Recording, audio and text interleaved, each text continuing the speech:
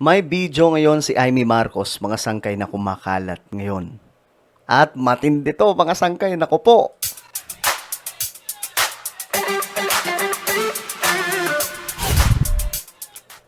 Yo, what's up guys? This is me. We are back dito sa ating YouTube channel. At ito pag-usapan po natin ngayon guys, itong pambihirang video ni Amy Marcos di umano na kumakalat ngayon, mga sangkay. Ito ay matapos siyang maglabas ng isang video na naging dahilan, mga sangkay, kung bakit nagkaroon ng gulo doon sa Senado. Ito ang video, mga sangkay, tungkol po sa plano di umano na wala na daw pong eleksyon sa 2028. Ngayon, mga sangkay, na ano yun marami ang naging, kumbaga, hindi po naging magandang impact. Ngayon, mga sangkay, nakuna ng video si Amy Marcos na nagsasalita daw sa kung sino man ang may gawa ng video na yun. Nako, pag-usapan natin. Anyway, bago tayo magpatuloy, sa mga hindi pa po dyan nakakapag-subscribe, may kita nyo po yung subscribe button sa baba ng video na to. I-click nyo lamang po yung subscribe, i-click ang bell, at i-click nyo po yung all. Sa mga nanonood po sa Facebook, i-follow nyo po yung ating Facebook page. Okay, diretso po tayo, mga sangkay. So, eto po yun. Ito yung video na sinasabi po natin, kumakalat. Naalala nyo nakaraan, marami nga po ang nagalit kay Amy Marcos na mga senador. Lalong-lalo na po sa minority. Dahil naglabas daw po ng fake information mula po sa video. Ngayon, ang pagkakaalam po natin, hindi na po yun binura po ni Amy Marcos yun. At hindi na rin pong pinagpatuloy na, kumbaga, ikalat. Ngayon, mga sangkay, dahil marami ang nagalit, mga sangkay, at pinuna na hindi nga daw po totoo yun. Nagalit yung mga senador Ngayon, ito ang nakita po na video. Nilapitan daw po, mga sangkay, ito ang naglabas. PBBM, sabi dito, pinasisisante kay Amy ang staff na nagbigay ng maling impormasyon ukol sa charter change at propagandang video presentation. Ito, tingnan natin.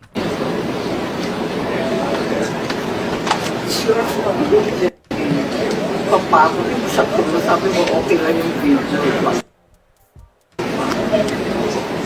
Sir Ford, the one who approved it, Si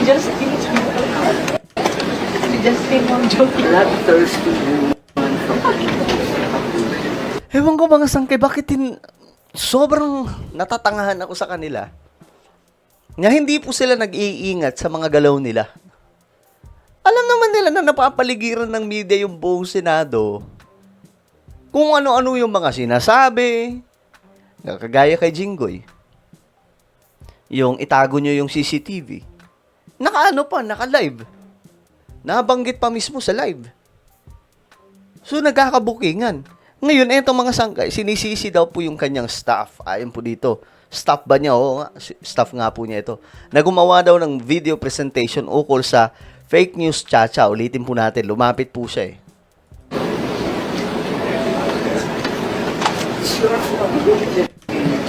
Papagod yung sabi mo, okay lang yung video. Sabi mo, okay lang yung video. Booking si Manang Amy. Sir Ford, the one who approved it, The one who approved this. Si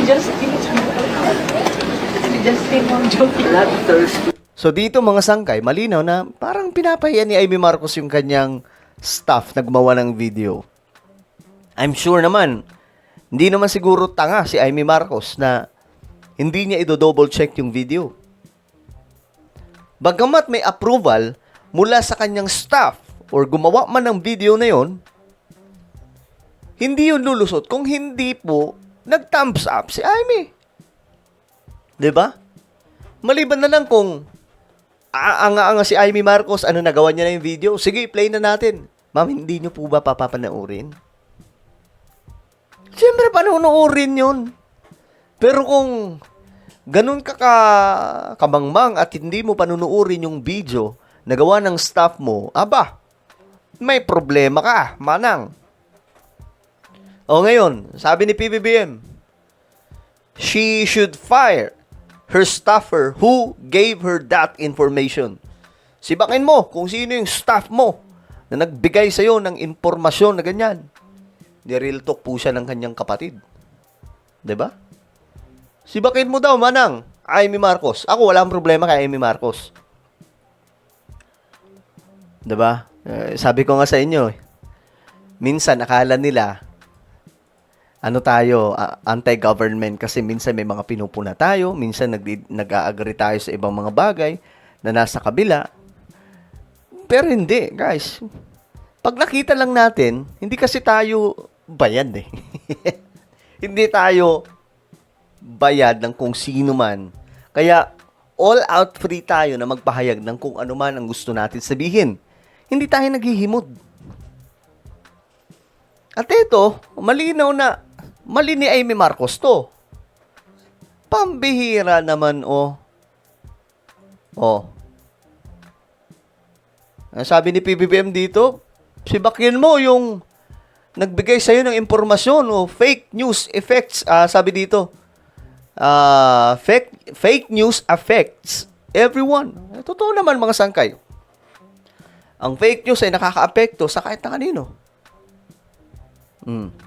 Dapat daw, sabi ni PBBM, pumili siya ng mga impormasyon na mas okay. Sabi ni Amy Marcos dito, ang nakarating sa kanya ang fake news. Malinaw sa video at speech ko kung sino-sino ang nasa meeting. Narinig ba niya ang pangalan niya? Staff niya ang sisisantihin niya? Sabi po dito ni Amy Marcos. Staff niya ang sisantihin niya. Bumawi din eh, no? Staff po daw, PBBM, yung sisantihin mo. Pambihirang Amy Marcos.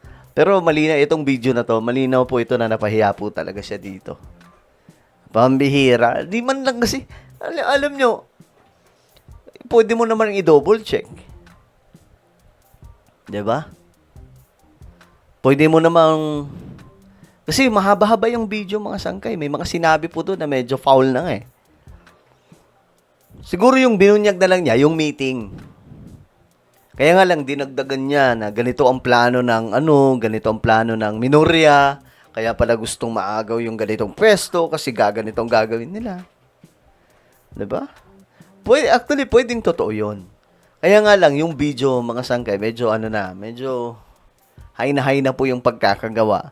Kaya naman mga sangkay, marami po ang umalma na mga politiko. Lalo na po itong mga, alam naman po natin sa Senado, ayaw po talaga nila ng tsa-tsa.